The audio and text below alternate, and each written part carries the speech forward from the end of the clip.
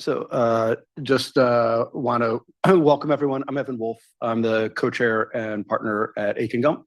So always an honor to work with Bryson and Josh on this. So thank you, and it's great to host you all today, and super fun to always have a panel. And since I was unfortunately in New York yesterday for some other client events, but when we put this panel together, Josh actually came up with the title. But I agree, I do have super friends, having been in cybersecurity for, I guess, 30 years now, which is embarrassing. I think I'm going to cap off at 25 to make myself feel younger.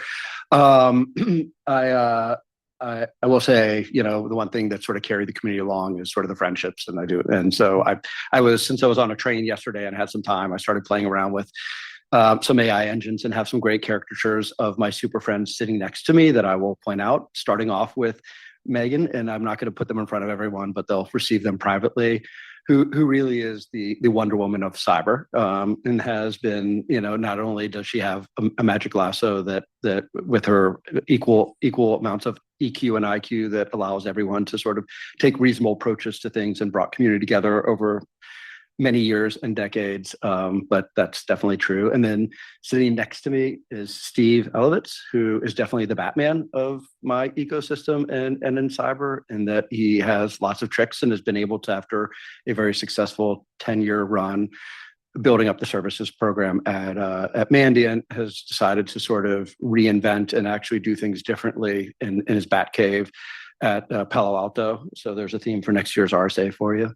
And then, I guess equally and in some ways, closer to my heart is Charles Carmakal, who is the Superman of cyber, probably testified in front of Congress more so than anyone else I've ever known.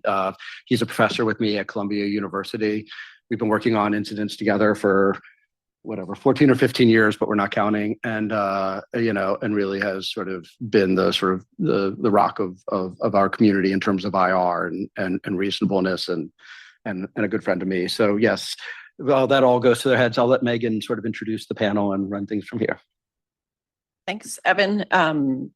Great to be here. Just want to say again, thanks to Akin for sponsoring the event. I'm Megan Stifel. I'm the Chief Strategy Officer at the Institute for Security and Technology, one of the co-hosts of this event.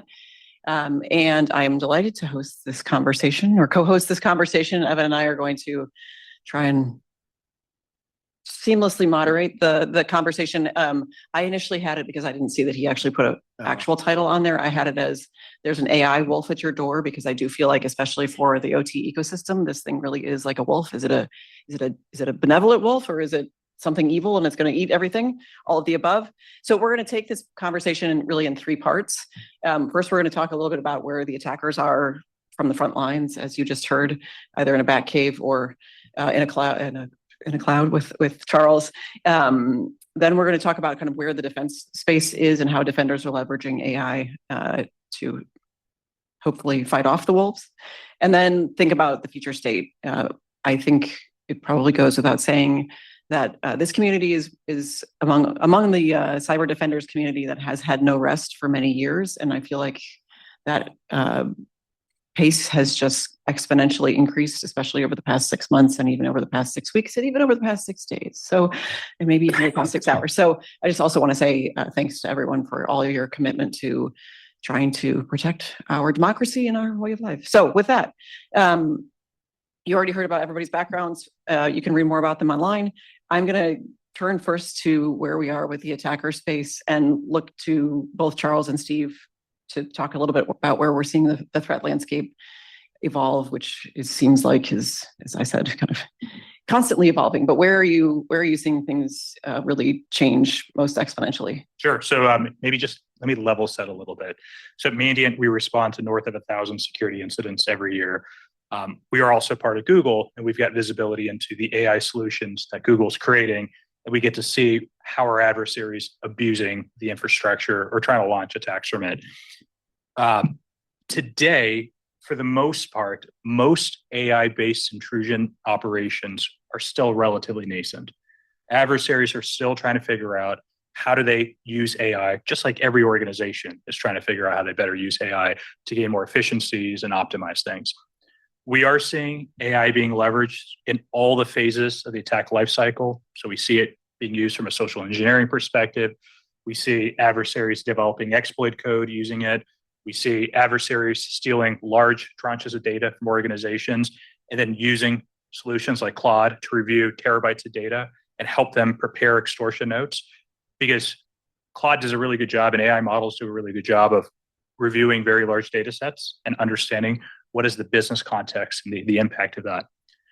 And so where we see adversaries leveraging AI today is, again, still very nascent, but we are going to continue to see them leveraging it for more and more things.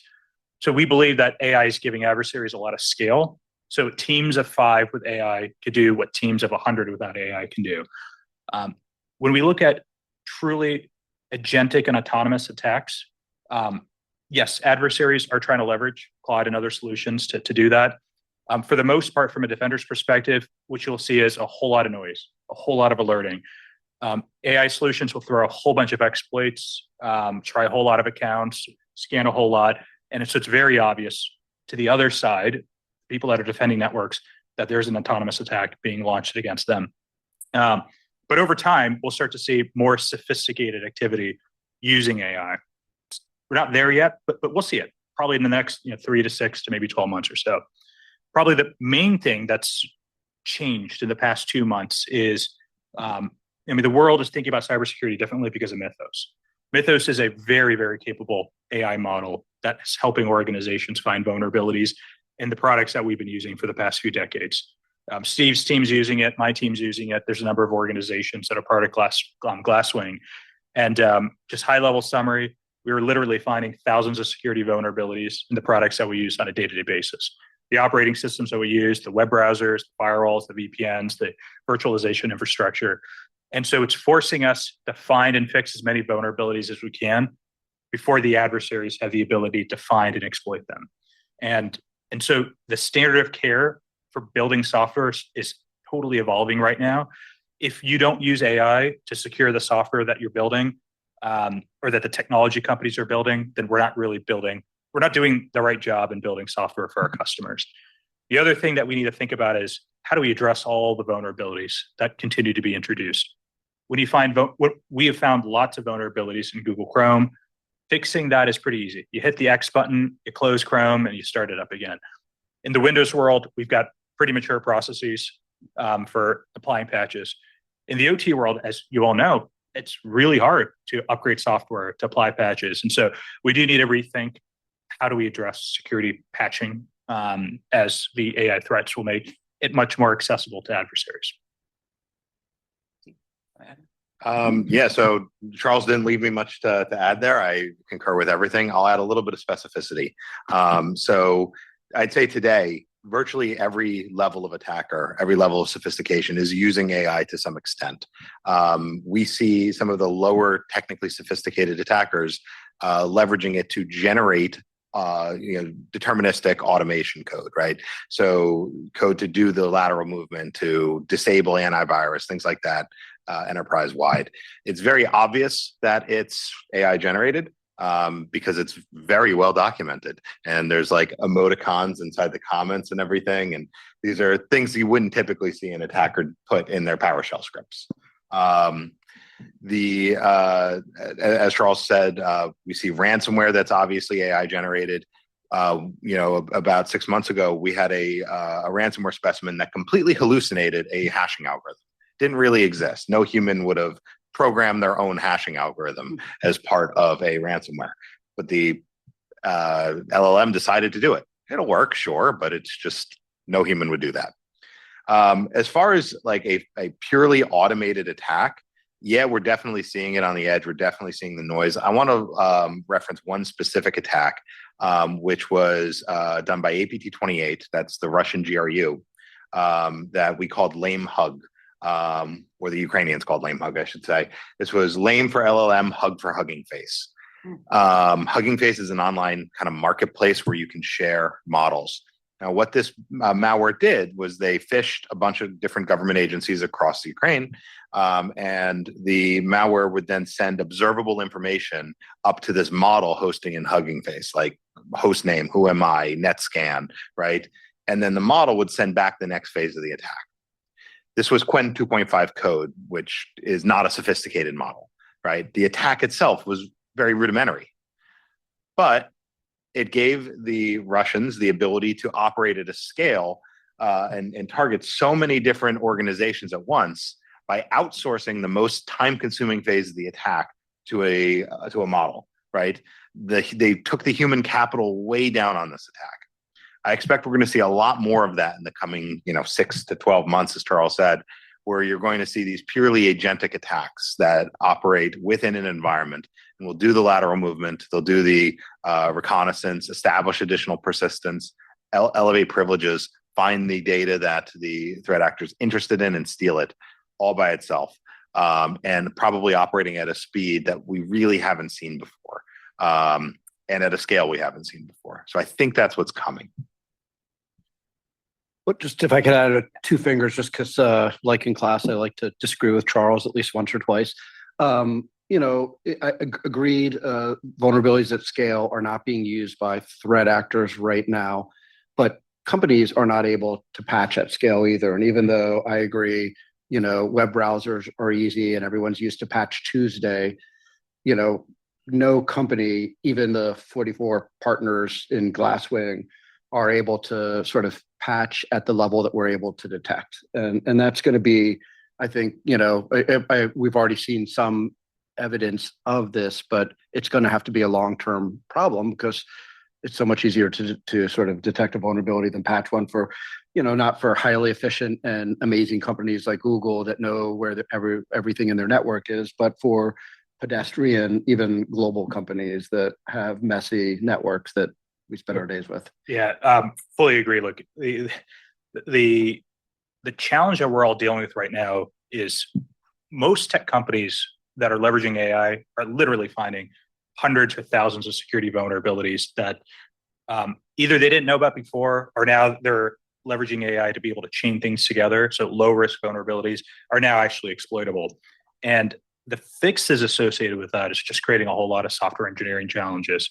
And not to plug Google products, but we have been working on for the last 6 months, working on a research project which we call Code Mender, which is basically an AI solution that tries to focus on what is the intention of the code that exists, and if there's a vulnerability in that code, what is the intention of what that vulnerable code does, and how do you rewrite the code so that it eliminates the vulnerability while still operating the way that we want it to operate.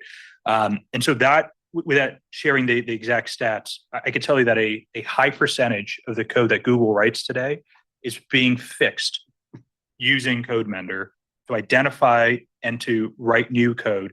And a large portion of what Code Mender is actually writing, our engineers are accepting. And so we have to leverage AI to help with the fixes as well. Sorry, I was going to say it's like the engineering job has changed from an engineer to like an editor-in-chief, where you have to go through what the AI is feeding you and decide what to merge.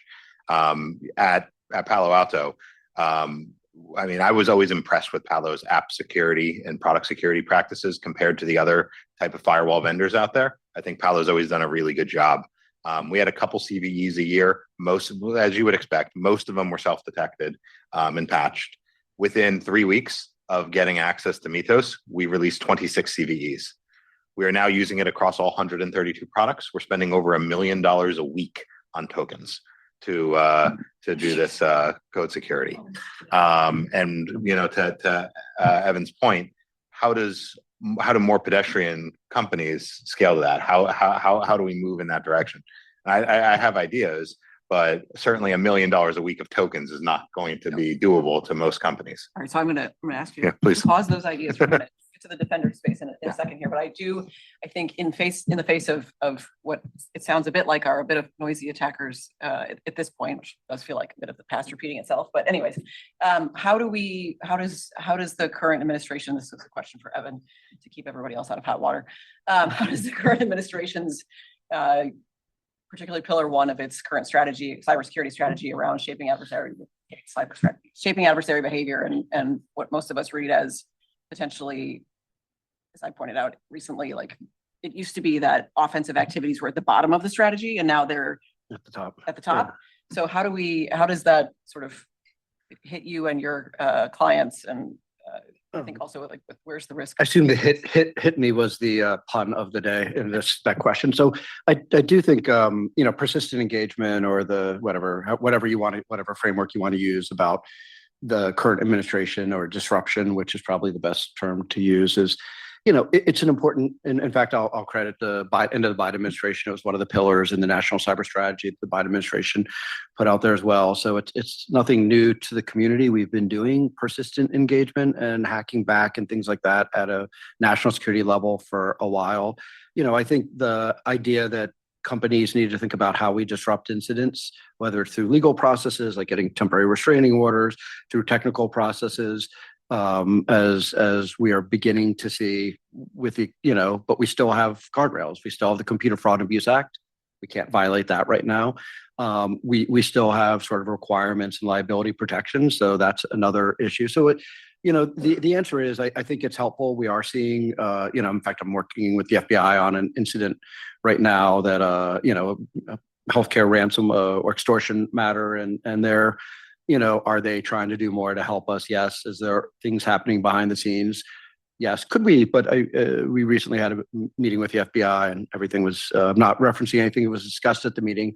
But an idea afterwards is, why aren't we using AI to go after the attacker infrastructure that we know about, especially if we think about the sort of the show me sites and all the existing infrastructure? We can be sort of using the same tools that Charles talked about on them, or at least the government could be. So, I think there's a lot more room to come. I think, in some ways, the enforcement community is going to be the one that's thinking about it. If we look at sort of, and maybe talking about the Cyber Resilience Act is more defense than attack. But if we look at what Europe is doing with the Cyber Resilience Act and allowing sort of requiring software companies to really have a sort of, mark and security approval and giving private right of action and doing all the things that we probably need to be thinking about in the US, but haven't had the political fortitude to do, or at least the convergence of political ideology to do here. So anyway. So take the mic. Why don't we shift all these down? Yeah. Okay. Real Stage life maintenance. problem solving. Excuse us. So we've got more noisiness, obviously more speed and scale. How do we, as you just started to say, Evan, how are you all thinking about leveraging AI in the defense of all of these, at this point, not quite as sophisticated actors, but as I think Charles said a couple of minutes ago, we fully expect their sophistication to exponentially rise in a very short order. So certainly there's quite the buzz of I think it was actually Wiz this year. I have no connection to Wiz, but I think it was their booth at RSA that was like, don't say AI, but everybody's saying that their product is, better with AI and infusing AI. And it's like, I don't know, rosemary or something. Time, I'm not sure, but is it really the case? This is for Charles and Steve, that AI is in everything. Hasn't it been for a while? And so what's different now? I mean, and I'll start with the legal community, since that's an easy one, and I'll quote what did I say, Charles or Evan, or did I say Charles or Steve? You want Charles to speak first? Go ahead, you're there. No, please, go ahead. Please, I can't. No, please. You already started. You guys have a whole disruption unit. I do not. All right, sure. So to answer your question, is AI and everything? For the most part, yeah, it is. It's in Microsoft Office. It's in Notepad now. It's kind of all over the place. And so the other thing that I also kind of think about is all these really great AI startup companies that exist that can solve a great problem, but unfortunately probably won't exist 24 months from now. And I think about all the data that we're sharing with those organizations, or all the access that they have to our environments or our data, and what is the risk associated with that company no longer existing 24 months from now? That is a very significant problem that a lot of folks just haven't had the time and energy to really think about. There are obviously a number of other AI considerations, but just kind of the key point here is that adversaries, although they're still in the nascent phases of leveraging AI, they are finding more and more ways to use it. And they will get access to open models. Over time, they'll get access to running the hardware required to run the models. By the way, there are real constraints in running AI platforms. First of all, for Mythos, right now, nobody has access to it, but When people had access to it, there was a finite number of organizations that had access to it. To Steve's point, they're spending $1 million a week in tokens. That's a very real number. Lots of people are spending a lot of money on it. But there's also a finite amount of TPUs available to run the models. There's a finite amount of CPUs or GPUs available. So there are a number of constraints, which in a way gives us, the Western world, a little bit of a benefit right now in that the technology and the infrastructure exists that we could all leverage. But over time, despite export controls to certain foreign nations, they will be able to build out capabilities over time. And I think we are ahead of them right now. I just read a article you published about China nation state targeting this technology to try and steal it so that they can engineer it themselves. Yeah. I would say that I think we actually have to assume some level of capability already exists at the nation state level. That we should assume that China state sponsored China Nexus attacks are going to be leveraging advanced AI already today. Is it mythos grade or is it close? Who's to say? I would assume it's probably not quite there, but getting there. So at Google, obviously, a lot of adversaries will try to abuse Gemini and a variety of Google solutions. So we're committed every quarter to publishing a report that talks about what are the real world AI threats that we're seeing from a Mandiant investigation perspective. What are the real world abuses of Google Gemini and other Google AI solutions that we're seeing? And the number one cyber threat that we see against Gemini right now is the distillation attacks. It's foreign adversaries asking tens of thousands of questions to Gemini to try to replicate the Gemini model and basically build a model at a fraction of the cost. Of course, adversaries will also try cyber attacks against Google and lots of other of the frontier models and the other AI organizations. And probably over time, they will amass the capability either through distillation attacks or true cyber attacks where they've actually stolen the models. And to actually answer the question that was asked about is AI everywhere, it's actually a concern of mine. So many of my customers, they are really moving fast on, we need to adopt AI, and they're pushing that on every business units. We have lawyers that are looking at how can I use AI, and we all know how good most lawyers are at technology, other than present company, right? But we have finance teams, we have HR teams all looking at leveraging AI. And a lot of my clients aren't properly governing this. And I think this is where legal really needs to be stepping in and applying and helping organizations come up with a proper governance model. Because right now what we're doing is we're giving people scissors and telling them to run. So Evan, we were trying to get a proposal into RSA this year about kind of like lessons from the boardroom, the stories you don't actually hear. I think this governance point, I imagine it's more of the go, go, go, as opposed to, oh my gosh, this is a wolf at the door, with kind of pushing AI throughout your clients' stacks and products and everything else. So how are you keeping up? We've been doing about an engagement per day on AI governance and sort of security for companies. And yesterday I was in New York giving a training at a Columbia Business School on what boardrooms should know about AI. And it really, I'm not going to spend what is the role of the board when it comes to cyber and AI, which is a painful and important point to make. But, first of all, to Steve's point, how AI is being used by the cyber defenders is the least of my concerns. It's how we're actually using AI in companies to train AI and exposure of intellectual property and regulated data and PII. That's once per day that exposure is happening. But we really need to step back to what are the core principles of information security. First, we need to start with governance. AI is not a CISO problem. Every time I come to a company, I say, do not put your CISO in charge of AI. It needs to be, if there's not an actual business person that has ties into legal, IT, InfoSec, and the businesses that can do it, then you need to put a committee together. Because lawyers can't run it, although a lot of lawyers are running governance for AI. And I defend tech-friendly lawyers. I often agree that we have a bias that isn't that. But they need to start off with governance of sort of who's in charge. You need to have core policies. You need to be able to have sort of a regular, as we did with the InfoSec community 30 years ago before we had CISOs, or 20 years ago before we had CISOs. We got together with all the businesses and said, okay, how do we look at this problem as a business? But then the other issue is they need to start gating and create a sort of a gating community around the use of AI, because this sort of AI gone wild or unauthorized use of AI is a real problem that everyone is having. And so, even if you aren't a Copilot shop, I mean, here at Akin, we use Copilot and Harvey, and those are those sort of two enterprise tools that we're using. We allow other, no disrespect to Gemini and others, we're allowed to use others, but we have different ways of gating them than the enterprise ones because they can't expose our client data, and there are restrictions to that. So companies need to go through and do that as well. And so, just like we were worried about sort of the unrestricted networks a while ago, that's the same problem we're having with AI. And then ultimately, the board does need to have oversight into this, and they need to drive companies, because whether they're spending $52 million a year on enriching a specific company or not, there's going to be new resources that are put into it. CEOs, which ultimately the board's role is to sort of, provide guidance to the CEO and hire and fire them. CEOs need to be focused on this in a way they aren't. And it isn't just using the word AI more. It's actually, managing AI internally more.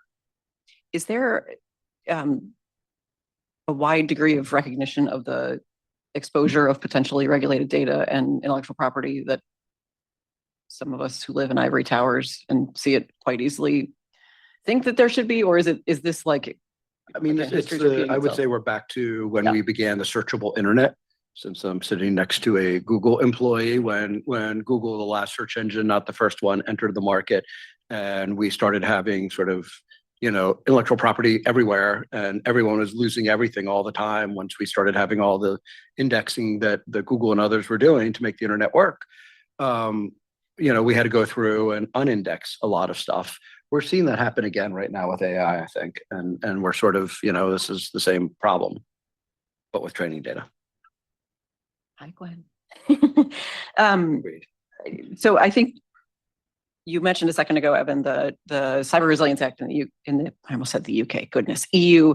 EU CRA. Yes. I'll blame the 4am wake up call. Is taking a different approach than we have in the US. And just to kind of uneloquently tie these two panels together, two sections of the panel together, between offense, sort of shaping adversary behavior, and the more regulatory approach that the EU is taking. And I'll use this as a bridge maybe into the next part of the conversation of like, what's that going to mean? What does it mean now? And how is this difference going to impact the next 12 to 18 months? Once again, the Cyber Resilience Act isn't focused on specifically AI, although it'll have big implications for it. The EU does have an AI Act where they are, doing the first attempts to regulate it. And there are efforts in the States as well. But what CRA really does is it creates sort of like Energy Star was to, the DOE and the energy community. The Cyber Resilience Act is going to be to software liability, patching, and really it requires the use of AI. Because there's no way that if Charles is right and we're going to be using AI to detect vulnerabilities, then we need to be the bad guys are going to be using AI to detect vulnerabilities, then software manufacturers need to be required and need to be held under liability to be using those tools to, not only as they do with SBOMs and other things, perfect their product, but update their product and under the CRA, it's 5 years, and there's, 4-day notification. It requires actual constraints on software development, which we've never really had. And agreed, I'm sitting next to two companies that invest a lot. I agree with Palo Alto firewalls. Every organization I've worked at, I always sort of push them to move towards purchasing Palo Alto firewalls. Also, I like their t-shirts. And Google is, Google. So we don't need to sell that. But there are a lot of companies that don't put those security controls into software development. And that's the sort of the have-nots of the world is what the CRA is focused on.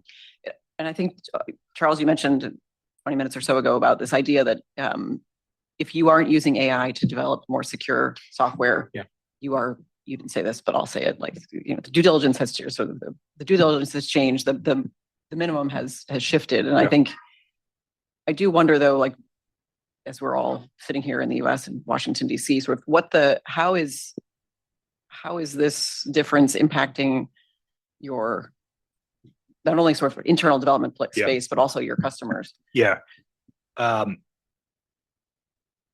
a few months ago, I believe the Federal Reserve met with kind of the top banks and said, you need to use Mythos in order to test your infrastructure for vulnerabilities that could lead to a systemic issue with our financial system in the United States. And so every big bank started taking things very seriously. Those that had access to Mythos were using it, and they found lots of things that were really important for them to fix. Obviously, the buck doesn't stop with just them. They have a huge ecosystem. They have a number of partners, a number of vendors that they use. And so they started reaching out to companies like Google, I'm sure Palo Alto, and a number of other organizations saying, what are you doing to defend your products that we are using? And so we are getting a surge of questions from a whole bunch of organizations. First question is to use Mythos. And then the next series of questions are, how are you leveraging AI to better defend the products that we are consuming of you? And at Google, there's a lot of reasons why we have to have a great story. But one of those reasons why we have to have a great story is because we are getting a surge of questions from our enterprise customers who demand and expect that we will be doing everything we can to address this major shift in how threat actors will inevitably find vulnerabilities within products. And Steve, I'd love to hear from your perspective. And I'm not sure if you're dealing with the inbound inquiries from customers, but I'm assuming that you're dealing with it a lot. We're mostly getting those questions from financial services organizations, but I assure you, a few months from now, it's going to be the healthcare organizations and manufacturing organizations. It's going to trickle to pretty much everybody. Yeah, I mean, if we play this forward, right, as Charles said earlier, access to these more frontier models is still relatively limited, right? That said, Opus 4.8, which is kind of this one step down from Mythos, is publicly available. It's 95% as good, right? But when you think about when attackers start really leveraging these as token costs continue to come down, if they continue to come down, what's the first shoe that's going to really drop? It's going to be open source, right? Attackers will target open source because the source code is right there and available, find vulnerabilities, and then be able to try that against products. I can tell you every one of your vendors is built upon open source, every single one of them. And this is going to be a real problem. And that's one of the questions we're getting a lot is, okay, I get that you're doing it on your own code. What's your plan for all of the open source code that is being leveraged, right? And companies have a few options there. Frankly, I don't know what the right answer is for the entire community yet, right? From a vendor perspective, you can backport, right? So you basically take the open source and you copy it over, and then you now own it. Now you're responsible internally for maintaining that and fixing it. Or we could have people like Google and Palo Alto and other similar companies just start contributing to all these open source projects. There's a couple other possibilities as well, but that's really where a lot of the questions have been focused on is, okay, we really see everything you're doing because we've been pushing patches like crazy. But what are you doing beyond that as well? If I could just jump in for a second with the sort of the regulatory risk at the door, and we saw this before. As soon as SolarWinds occurred, the attack on SolarWinds, one of the first sort of regulatory actions we saw was the SEC sent out about 240 letters. Many people got them. Same 5 questions. Did you use SolarWinds Orion? Ending with, did any other incidents happen between SolarWinds Orion and now, of course, which we had Microsoft Exchange and some of the most significant incidents probably of that time period. And those companies needed to respond to those questions. 4 companies actually had to pay fines because of it, some for using a handful or less of versions of the infected Orion. So I could imagine in a few years from now, 3 years from now, the SEC would think about the same thing, same sort of right now the SEC's, personal opinion, somewhat defanged, but we could see under a different administration where the SEC would go back to sort of the role it had before, would send out letters to all the companies that participated in the partnership to say, did you detect vulnerabilities? Did you patch them? Did you notify regulators if you were required to? And have that same, because that's honestly what the SEC, some would argue, should be doing. I think there are arguments on both sides on that. But, this really is, we haven't thought about the regulatory foot to shoe to drop in the use of AI because whether it's just patch management or whether it's the sort of for banks, it's whether how you're using it in your first line, second line, and what are you going and doing with your auditors. And in the defense community, how it's being used by companies to do everything from internal and external penetration tests to, their products that they're producing to the government is sort of, AI is throwing that all into a tailspin right now. I think we agreed that we would do some questions, so yeah, let your juices start flowing. Before we go there, so the regulatory space kind of catching up is one that we all, well, some hope for, some don't. It's a double-edged sword. But in terms of kind of thinking about other developments that we would like to see in the next 12 to 18 months, how are you all thinking about that? What do you wish would happen if you could wave a magic wand? I think the other sort of, if it's a two-part question of, you mentioned the open source. You didn't say tsunami, but I think there are a wave of tsunamis coming, in my opinion, or many people's opinions. What is feasible, reasonable to think about how we might manage this technical debt legacy issue that's, very much on the horizon? I think it has to be compensating controls. Until we get to a point where we can push patches without requiring downtime, I don't think we'll keep up with the amount of vulnerabilities. So I think that you're going to need to see, well, one, pressure on people like Microsoft to allow us to push patches without downtime. But I think you're going to see virtual patching become a thing where patches can be applied at the firewall layer, patches could be applied at the endpoint, like the EDR layer, with the ability to roll back. This way we can, have the default position to always patch immediately. And then if there's downtime that's caused by that, to be able to back out that change and move to that from an automated perspective. I think that has to happen. You also mentioned regulatory as well as technical. Stepping a little bit outside of my comfort area here, but one of the things that surprised me was CISA's recent advisory saying that if it's vulnerable and an attacker can execute code from the internet, and it's in your edge, you have 48 hours to patch. That seems like an order of magnitude too slow to me. I think it should be around the 48 minutes to patch that. Ooh. I don't know if you agree with that. Well, in defense of 48 hours, not every company can patch all at once at all times. To be clear, I'm only talking about what's the edge, in the perimeter. Yeah, no, I mean, the InfoSec side of me agrees with you. The lawyer in me says that, that whenever the government says things like that, it puts a line in the sand that everyone has to comply with. And if they don't, it becomes, a business standard, a liability risk. It becomes a contractual issue. And so that's where, we probably need to start off slow and sort of, cook the lobsters a few degrees at a time sort of thing. I mean, the software company being the lobsters. Yeah. So just maybe a few thoughts off of what you said, Steve. The good news is we've always had layers of defense. We've been thinking about, defense in depth for a long time. So I think that, we need to continue to build these compensating and mitigating controls to reduce the risks associated with some of the challenges that we have in critical infrastructure. To Steve's point about critical vulnerabilities and the patch timing and maybe the accessibility by an adversary to be able to touch a system that might be vulnerable. Steve and I and Evan, we deal with mass exploitation events all the time. Right now, there's a mass exploitation event where a few days ago, hundreds of organizations were impacted by a particular threat actor that was largely automated. So it's very predictable to see what the adversary did. But they could have done a number of things beyond what they scripted out. And we deal with these events all the time. And some of these events could be very, very damaging. They could lead to loss of life. They could lead to environmental damage. There's a lot of things. And so I don't know what the right patch timing is. And that's a very, I know it's an important point and it's very controversial. But we do need to continue to enhance the defense in depth that we have. The other thing that I would really strongly recommend is, I know I'm talking to a number of manufacturers that produce equipment that's used in OT environments.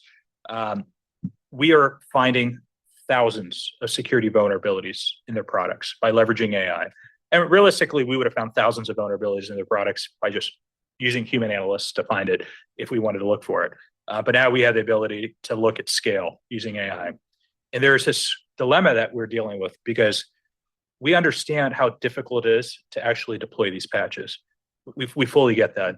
I can't emphasize how trivial the issues are that we're identifying and how quick and easy, and by the way, cheap it is for us to find these using the models that are available to us right now. It is literally a matter of time before, and probably a short matter of time before adversaries do exactly what security researchers are doing right now, where they find these vulnerabilities where there could be real impact to human lives. I'll just give you one example.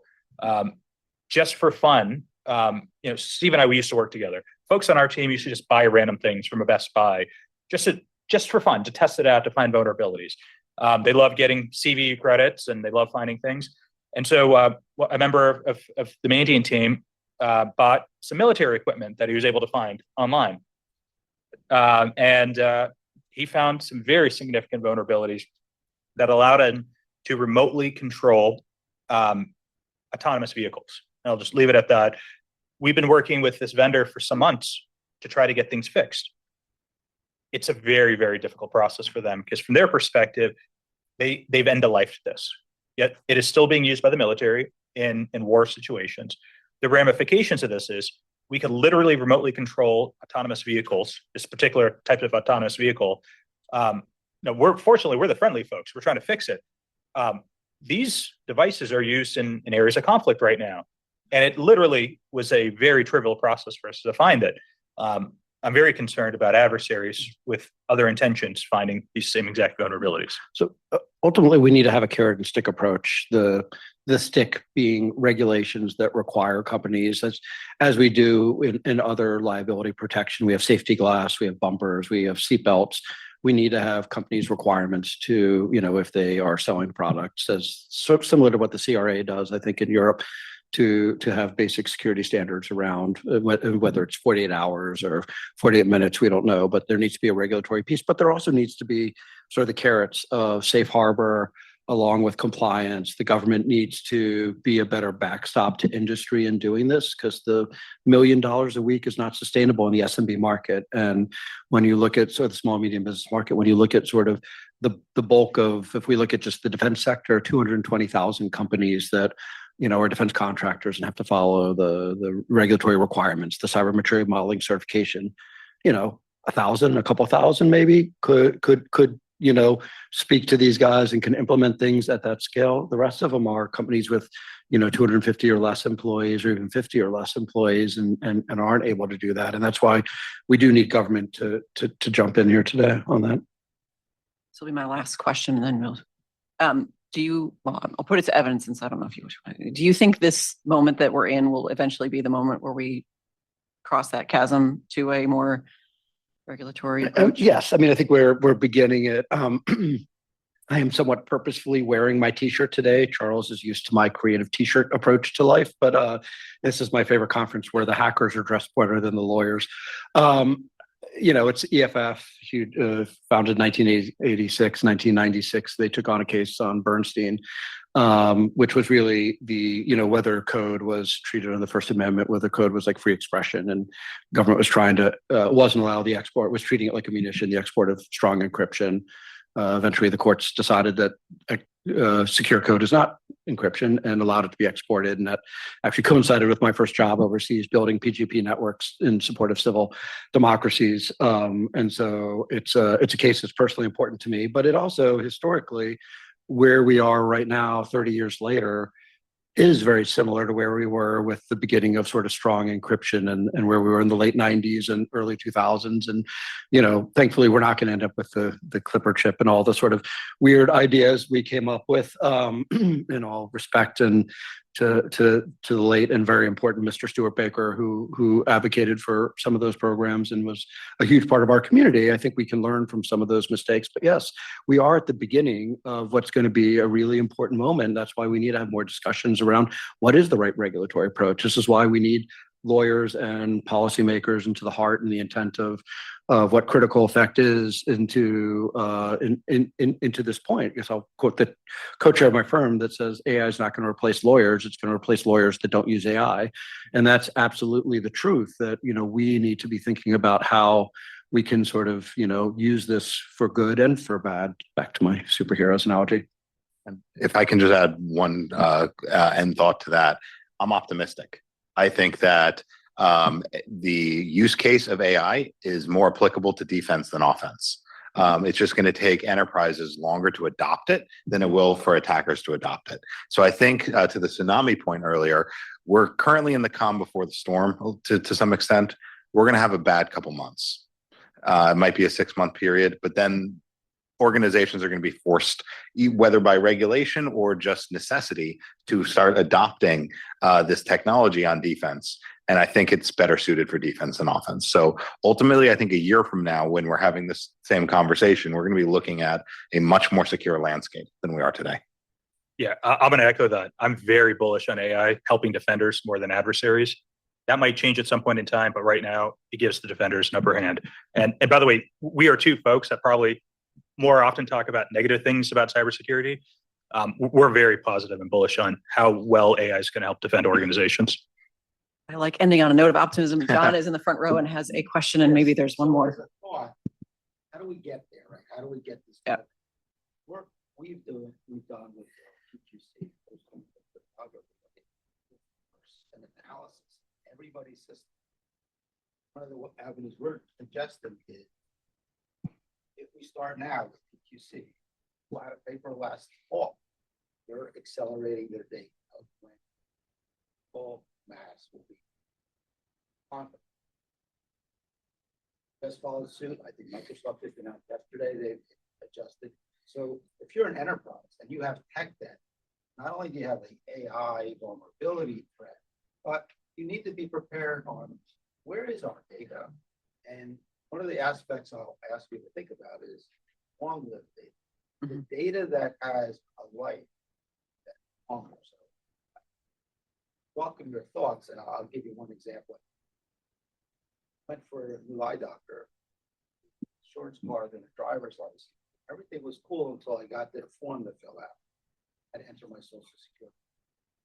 All of my data at that point was my 1-year driver's license, 4-year driver's license, 1-year insurance cards.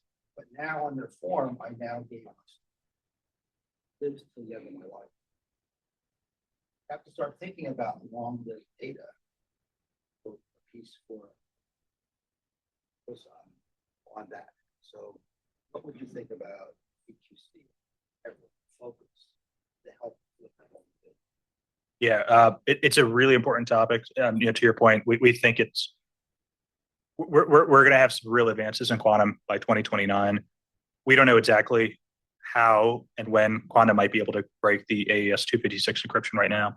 A few years ago, Google developed what we believe to be quantum-resistant encryption. It's all theoretical. We don't know if it's actually going to work. So we essentially double encrypted everything with PQC equivalent encryption and then AES 256.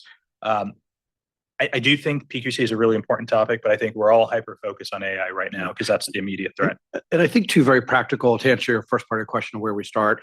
I think we need to start with governance. And I think similar to how the SEC focused on cyber with material risk in both 10Qs and AKs and making companies identify cyber material risks and during an incident and in their annual sort of risk assessment, that is probably a good place to start. Because what that will require is someone to be in charge, someone to sign the letter to the SEC at the end of the day. We need to have that sort of level of responsibility. And the second thing that we probably need to think about is in terms of the uses data. I mean, this is where privacy without, as someone who's only a cybersecurity lawyer, but has a lot of privacy lawyers around me, before we had privacy, if we didn't have privacy law, none of us would ever report any incident ever. And to be honest, Steve and Charles would probably be doing other things because we wouldn't, without that in crypto, none of us would be here. And so I think we need to go back to the data privacy issues that, every time we're training an LLM, it's either being trained on intellectual property, regulated data, or open source, blah data. And we need to think about how we regulate that. Yeah. David, did you have a question as well?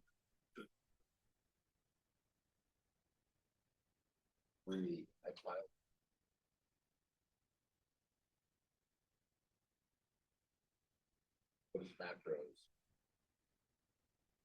First circuit shot me down, but just funny story. The concern that I have, I hear the optimism that we may get.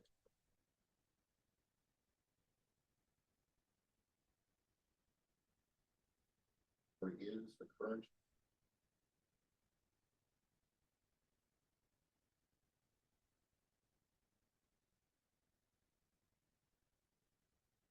I mean, the states have proven to be very effective at managing, other privacy and other elements of regulation. I don't think this, I mean, ultimately, under preemption, I think this is a federal problem. I don't think this administration is going to, Megan, I don't know what you think, but I mean, I don't think we're going to get there we're not going to ever, I don't think we should start with regulation, and we're never going to get to regulation under the next 3 years. I think we need some sort of collective action at the federal level, but I think states or California, New York are probably primed. And I've spoken to both to sort of move forward on this before anyone else. I think coupling those two states together with what's happening in the EU may sort of be the bridge for a period of time, and I do expect that will change. That's going to delay. In other words, a large vendor that does not want. I mean, everyone complies with privacy laws, even though we have 50 different state privacy laws and, and 30 different definitions of PII. So I think we could take a similar approach. I'm also an optimist too, as both of these guys know. So. Great. Well, we started a little bit late, and so I will try and catch us up to where we were. Thank you. Please join me in thanking our panelists and our host. Thank you. My last parting gift is if you see Josh Corman, wish him a happy birthday. And there's lunch right outside. So enjoy.